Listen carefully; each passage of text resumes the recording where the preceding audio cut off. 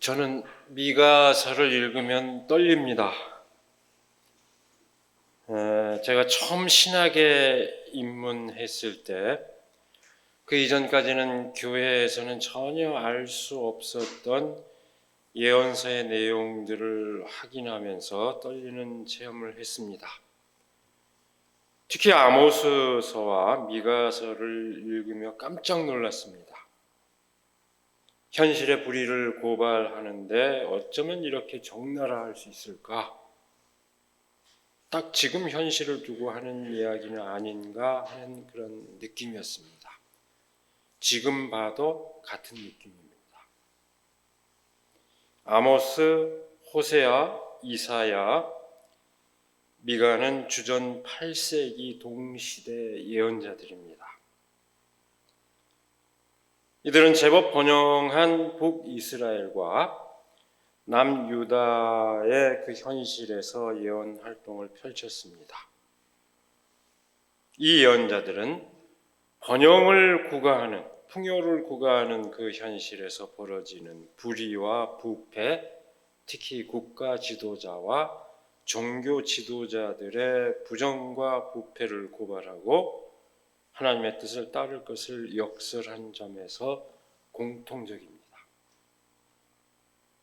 사실 당시 번영했다고 하지만 오늘날의 발전과 번영에 비하면 세 발의 피도 안 되는 수준입니다. 그럼에도 불구하고 예언자들의 질타는 무섭습니다. 특별히 그 출신 자체가 미천한 아모스나 미가의 질타는 더욱 놀랍습니다. 제가 종종 얘기했죠. 당대 예언자 가운데 이사야는 귀족 출신으로서 그 언어가 현란합니다. 반면에 아모스와 미가는 목동이자 농사꾼 출신으로서 그 언어가 매우 직설적이고 통렬합니다. 본문 말씀은 남유다 왕국의 부패상을 고발하고 심판의 선언을 하는 그 내용과는 달리 오늘 이 본문 말씀은 구원의 희망을 선포하는 말씀입니다. 이 세계의 구원을 선포하는 이 말씀의 첫머리는 이사야서 2장 1절에서 5절 말씀과 그 문구 또한 그대로일 정도로 일치하고 있습니다. 아주 익숙한 말씀입니다. 방금 우리가 함께 봉독을 했죠. 그날이 오면 주님의 성전이 서 있는 주님의 산들 가운데서 가장 높이 솟아서 이렇게 시작해서 다시는 군사훈련도 하지 않을 것이다 라고 마무리 지어지는 1절에서 3절 말씀, 여기까지는 이사야서와 미가서의 내용이 다르지 않습니다. 거의 똑같습니다. 궁극적인 정의와 평화의 나라를 그리고 있습니다.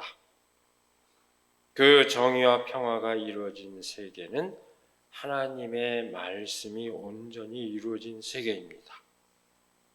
그것은 지금까지 존재해온 세계의 원리와는 전혀 다른 원리에 따라 이루어지는 세계입니다. 나라마다 칼을 쳐서 보습을 만들고 창을 쳐서 낫을 만들 것이며 나라와 나라가 칼을 들고 서로를 치지 않을 것이며 다시는 군사훈련도 하지 않을 것이다. 오늘날 UN 본부 앞에도 이 성귀는 이사야서를 따와서 그대로 새겨져 있습니다. 이 말씀은 새로운 세계의 원리를 단적으로 말해주고 있습니다. 죽임의 전쟁을 위해 사용되었던 무기들은 이제 살림의 평화를 위한 도구로 바뀝니다. 상대를 공격하고 정복해야 내가 살 수 있다고 생각하는 원리에서 서로 돕고 협력함으로써 살아가는 원리로의 전환입니다. 이 점에서 예언자들의 메시지는 의심의 여지 없이 한결같습니다. 여러분, 왜 성서의 예언자들의 그 예언이 위대할까요? 왜 성서의 말씀이 위대할까요? 그래서 왜 그것이 우리 오늘날도 우리에게 그 구원의 영감의 원천으로 받아들여지고 있을까요? 바로 이런 통찰을 그 핵심적인 메시지로 담고 있기 때문입니다. 원대한 꿈입니다. 인간의 궁극적인 이상을 이렇게 성서가 아주 명확하게 표현하고 있기 때문입니다. 그런데 여러분, 그 꿈은 단순히 언뜻 생각하기에 원대하고 이상적인 것으로 여겨지지만 꼭 그런 것만은 아닙니다. 그것은 아주 구체적인 일상적 삶의 꿈과 직결되어 있습니다. 사람마다 자기 포도나무와 무화과 나무 아래 앉아서 평화롭게 살 것이다. 사람마다 아무런 위협을 받지 않으면서 살 것이다. 이것은 만군의 주님께서 약속하신 것이다. 오늘 4장 4절 말씀입니다. 저는 성서에서 의미상 가장 아름다운 몇 구절을 꼽으라고 한다면 저는 서슴없이 이 구절을 꼽을 겁니다. 가장 인간의 궁극적인 그 평화의 이상을 가장 아름답게 그린 말씀 가운데 하나로 주저없이 꼽을 수 있습니다. 근데 바로 이 말씀에서 농사꾼 예언자 미가다운 그 희망의 선포가 아주 도드라집니다. 이사야 예언자와 그 동일한 선포의 동일한 그 말씀, 그 선포와 동일한 그 말씀은 미가의 고유한 그 선포라기보다는 당대 예언자들의 공통된 메시지였을 것입니다. 하지만 일상적인 삶의 평화를 노래하는 이 말씀은 농사꾼이 아니면 알 수 없는 과연 농사꾼 예언자다운 미가의 고유한 선포입니다. 자기 땅에서 농사를 짓고 그렇게 스스로 땀을 흘려 농사를 지은 만큼 그 결실을 누리는 삶에 대한 소망입니다. 그 소출은 넘쳐나거나 모자라지도 않을 것입니다. 오늘 이 말씀에 넘쳐나서 어떻게 해야 할지 염려하는 흔적도, 모자라서 어떻게 해야 할지 걱정하는 그런 흔적도 없습니다. 자기가 땀 흘려 가꾼 포도나무와 무화과 나무에서 거둔 그 소출을 바로 그 나무 아래서 누린다는 태평스러운 삶에 대한 소망입니다. 그렇게 거둔 소출을 빼앗길 염려도 없고 평화스러운 삶이 침해받을 염려도 없는 삶에 대한 소망이 간결하고도 간절하게 드러나 있습니다. 하나님의 말씀을 따른다면 그 삶이 보장되리라는 구원의 희망에 관한 선포입니다. 이것은 나라와 나라 사이에 전쟁이 종식되는 그야말로 거대한 평화의 지평이 일상적인 삶의 평화 지평으로 축소된 것 같은 느낌을 갖지만 그런 것이 아닙니다. 오히려 진정한 평화의 의미를 새기고 있습니다. 나라들 사이에서 전쟁이 없어지는 것이 평화인 것은 틀림없습니다. 그러나 그것은 전쟁이 없는 상태의 평화라는 것은 소극적 평화일 뿐입니다. 적극적인 의미의 평화는 일상의 삶에서 이루어지는 평화입니다. 누구든 자기가 흘린 땀의 결실을 빼앗기지 않고 마땅히 누려야 할 것을 누리는 정의 가운데 이루어지는 그 평화야말로 진정한 평화입니다. 성서가, 성경이 일관되게 증언하는 정의로운 평화, 곧 히브리어로 샬롬, 그것의 이상입니다. 그것이 함축하는 뜻입니다.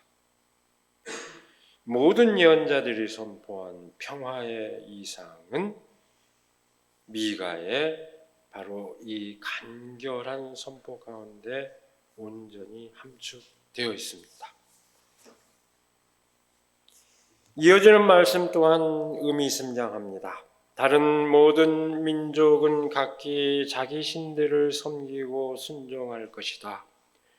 그러나 우리는 언제까지나 주 우리의 하나님을 섬기고 그분에게만 순종할 것이다. 오늘 읽은 말씀의 마지막 구절입니다. 보기에 따라서는 미묘할 수도 있습니다만 여기에 어떤 종교적 배타성 같은 것은 없습니다. 오히려 저마다의 자주성과 독립성이 보장되는 평화의 세계를 그리는 그 맥락에 부합합니다. 저마다 자신들의 신을 섬기듯이 우리는 우리의 평화로운 삶을 보장하는 하나님을 섬기겠다 하는 것으로 집약되는 말씀입니다. 너무나 아름다운 평화의 이상을 노래하는 이 말씀을 보면서 저는 오히려 마음이 불편해졌습니다. 이 아름다운 평화의 이상을 마주하면서 마음이 불편해진 까닭이 무엇일까요? 그 평화의 이상을 배반하는 오늘의 세계 현실 때문입니다. 그 평화의 이상을 노래했던 바로 그 땅의 후예들에게서 벌어지고 있는 참담한 사태 때문입니다. 오늘 말씀에서도 분명히 얘기했죠. 율법이 시온에서 나오며 주님의 말씀이 예루살렘에서 나온다. 오늘 우리가 읽은 이 본문 말씀은 첫 구절부터 명백히 시온의 영광을 노래하고 있습니다. 그것을 표현하고 있습니다. 아까 얘기했지만 이사야서의 말씀, 이사야서 2장 1절에서 5절 말씀과 더불어서 오늘 이 미가서의 말씀은 오늘날 이른바 시오니즘의 근거가 되는 말씀입니다. 시오니즘이 뭘까요? 나라를 잃고 흩어졌던 유대인들이 시온산 아래 그 옛 땅으로 다시 복귀하고자 하는 그 운동입니다. 그리고 실제로 그 열망을 따라서 유대인의 후예들은 오늘날의 현대국가 이스라엘을 세웠습니다. 그러나 그 사건은 참극으로 시작되었고 그 참극은 오늘날까지 지속되고 있습니다. 과연 오늘 본문 말씀이, 이 성경 말씀이 그 참극의 현장을 정당화하는 말씀이 될 수 있을까요? 되어야 할까요? 네, 여러분, 미가는 참 흥미로운 예언자입니다. 예언자 미가는 시온산을 중심으로 하는 백성의 공동체에 대해서 아주 전혀 다른 전망을 동시에 이야기하고 있습니다. 바로 앞에 내용을 보면 3장 12절을 보면은 시온산이 무너질 것이라고 선포하고 있습니다. 무너져 내리는 파괴된 그 시온산을 탄식하고 있습니다. 그렇게 될 것이라고 선포하고 있습니다. 근데 오늘 본문, 우리가 지금 읽은 이 본문 말씀에는 말씀의 근원을 나타내는 표상으로, 그리고 백성 가운데 우뚝 선 시온을 선포하고 있습니다. 이게 똑같은 표상을 갖고 전혀 다른 의미로 얘기할 수 있을까요? 이것은 이 시온의 언덕은 영광의 언덕은 결코 무너질 리 없다, 훼손될 수 없다고 선언했던 이사야와는 명백히 다른 미가의 관점입니다.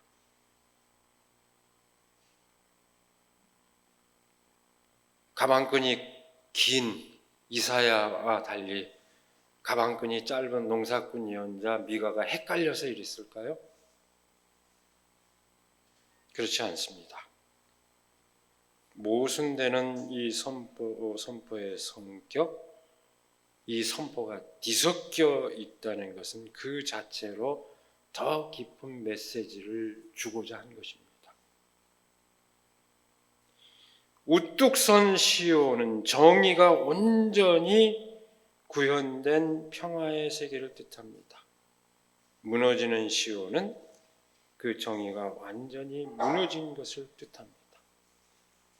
이렇게 이해하면 미가의 이 메시지는 아주 명료합니다. 시온은 하나님의 말씀에 따른 정의가 실현되는 세계를 표상하는 것이지 그 반대의 경우라면 의미를 지닐 수 없다는 것을 뜻합니다. 그 반대의 경우라면 헛개비요 우상에 지나지 않습니다. 그것은 무너져 내리는 것이 마땅합니다.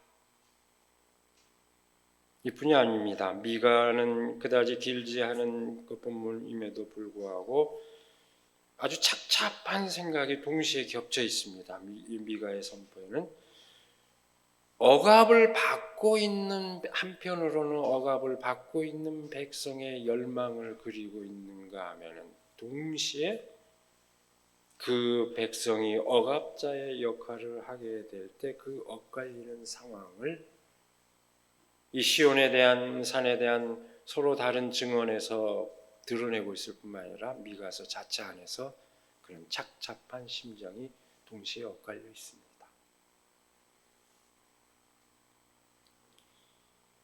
현대 역사 가운데서 펼쳐진 시오니즘은 어느 편에 가까울까요?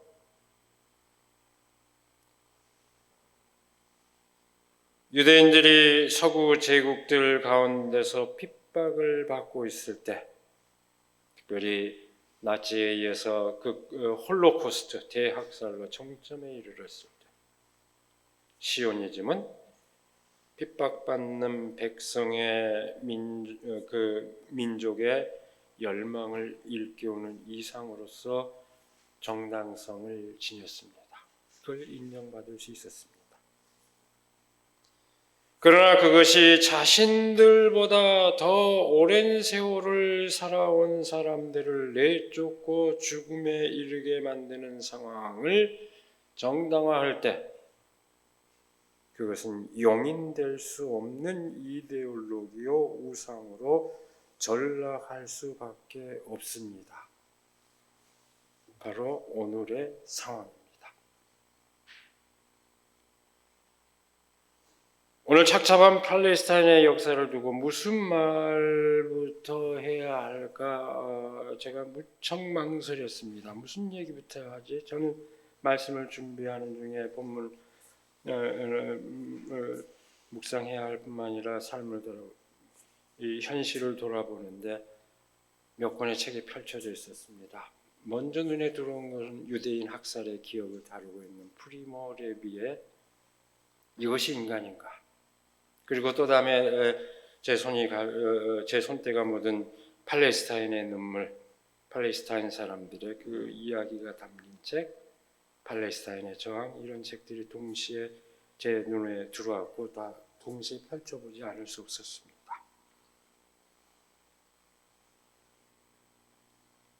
오늘 이 시간에 긴 얘기를 하기는 어렵습니다.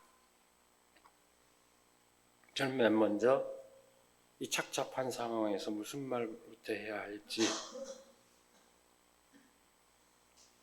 맨 먼저 얘기하고 싶은 것은 많은 기독교인들이 단단히 오해하고 있는 진실입니다.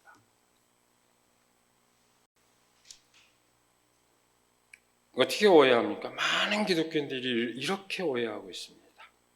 팔레스타인 사람들은 블레셋의 후예다.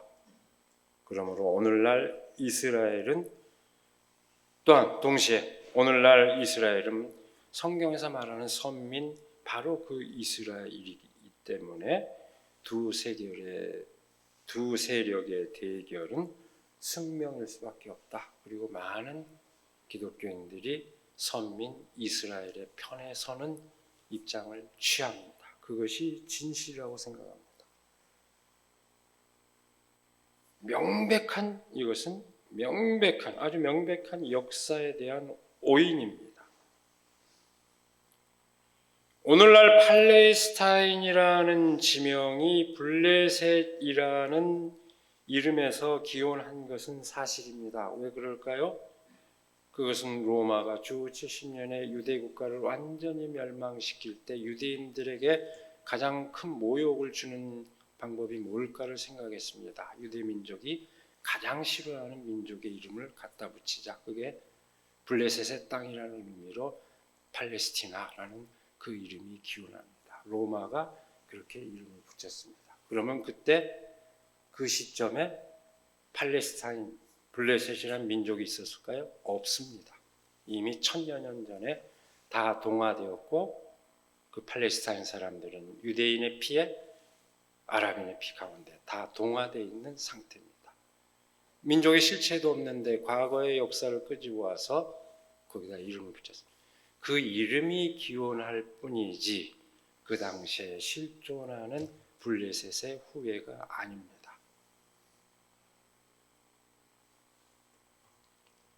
이미 동화된 지 오래됐습니다. 그런데도 오인된 그 대립 구도가 여전히 통용되는 사연이 무엇일까요? 팔레스타인의 신 자카리아 무함마드는 이렇게 잘라 얘기합니다. 정치적 의도가 있는 거짓말이다. 그 정치적 의도라는 게 뭘까요? 외래 주민의 후예는 다시 본래 자기 자리로 돌아가야 한다. 블레셋의 후예는 다시 이 땅에서 벗어나야 한다. 그런 논리로 그 상황을 정당화하기 위해서 그런 신화가 오용되고 있다는 얘기입니다. 오히려 유대인보다도 더 오랜 세월을 살아온 이주한 유대인들보다도 오랜 세월을 살아온 주민의 후예를 그렇게 추방하고자 한다는 겁니다. 굳이 누가 더 오래 살았다고요? 유대인이 그 땅을 근거지로 삼은 것은 솔로몬보다 앞선 출애굽 시점을 그야말로 문자적인 연도로 계산한다 하더라도 1000여 년이 좀 넘습니다. 그러면 그 이후에 그 땅에 자리 잡은 유대인, 아랍인, 기독교인 어울려 살던 그 땅의 역사는 얼마일까요? 2000년이 넘습니다. 그렇게 보더라도 유대 국가가 멸망한 이후에 사는 땅의 후예들의 역사가 훨씬 깁니다. 그리고 여기에는 유대인과 아랍인과 기독교인이 다 어울려서 살고 있는 그런 땅이었습니다.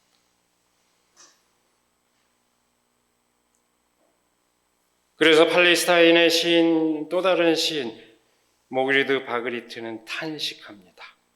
이스라엘, 팔레스타인, 이름 때문에 사람을 이토록 골치 아프게 하는 나라가 세상에 또 어디 있을까?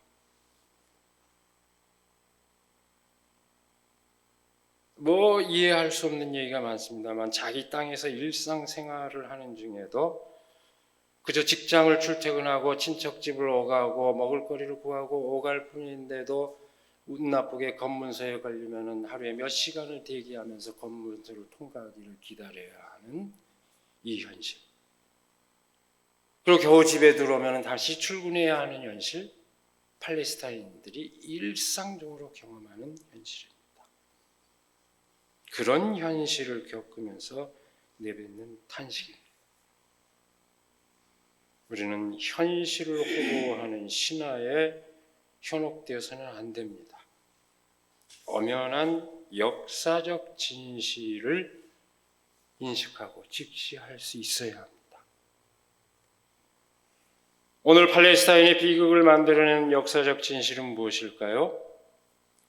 제가 우리 교우들의 그 독서 모임에서 팔레스타인의 저항에 관한 책을 주제로 할 때 짧게 강의를 한 적이 있습니다만 역시 이 시간에 긴 얘기를 할 수가 없습니다. 몇 마디로 줄여 말할 수밖에 없습니다만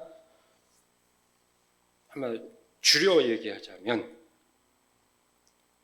서구 제국주의 국가들의 이중적 약속에서부터 비극은 잉태되었습니다.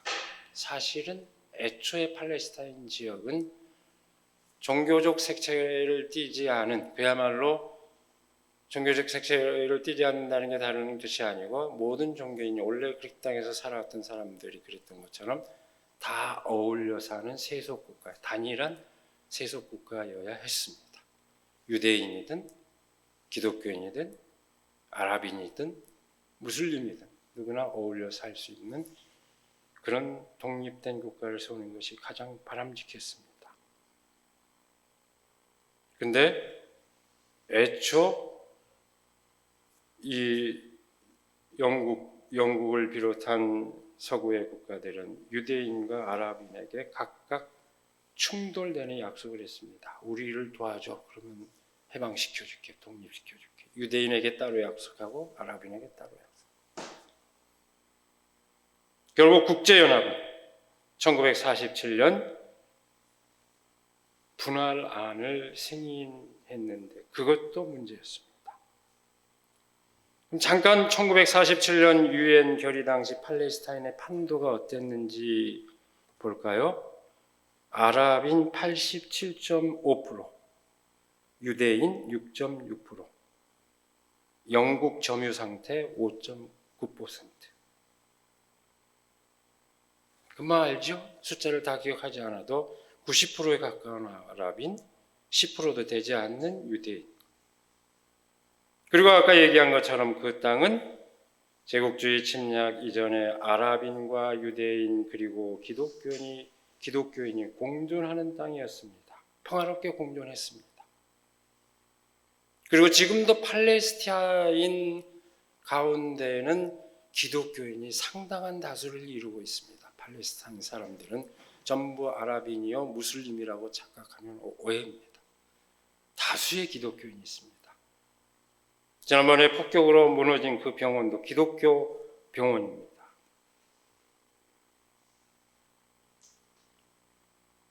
그런데 그런 상황인데 47년 유엔 결의 당시 분할은 어떻게 됐을까요? 56.47%를 유대 국가에 42.88%를 아랍 국가에 할당한다는 것이었습니다. 이것부터 불공정한 것이었습니다.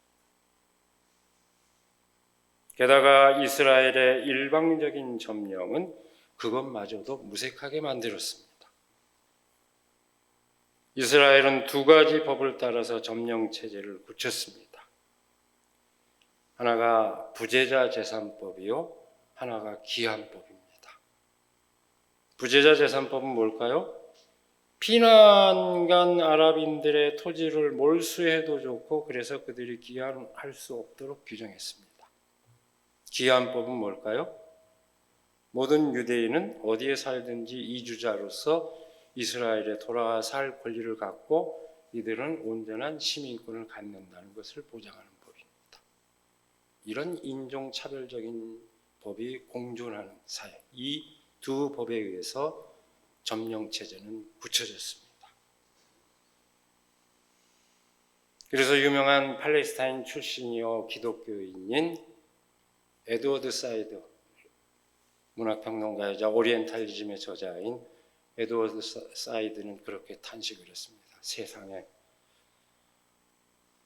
나와 그것의 관계가 아닌, 나와 사물의 관계가 아닌 나와 너의 관계, 인격적인 관계를 역설했던 마틴 부버가 우리 가족이 쫓겨난 그 집에 살고 있다고 탄식을 했습니다. 그 아이러니를 탄식했습니다.